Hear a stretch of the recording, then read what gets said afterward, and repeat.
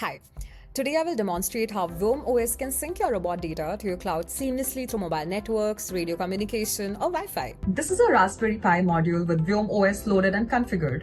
It is connected to the IMX219 camera, but this would work for almost every camera out there in the market. The Pi is also connected to this 4G dongle for internet access. For commercial drone and robotic applications, Vyom OS supports plug-and-play integration with most USB or GPIO 4G 5G modules available on the market today.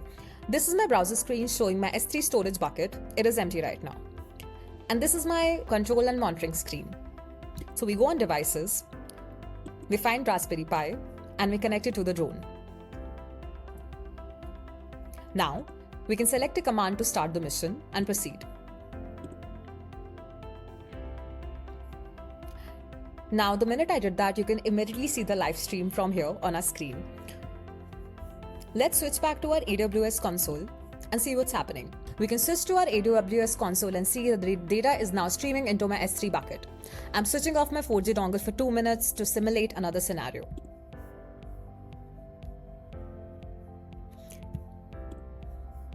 In case the network is flaky and goes down, Vyom OS supports buffering on the robot side.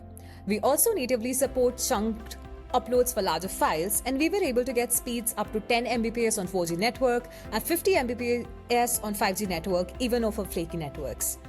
I'm switching my dongle back on. As you can see, the buffer is built up, which I can see on my control screen, which is slowly whittling down as the client catches up.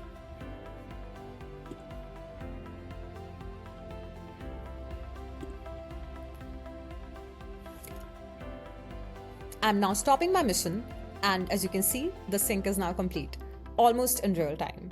Thank you.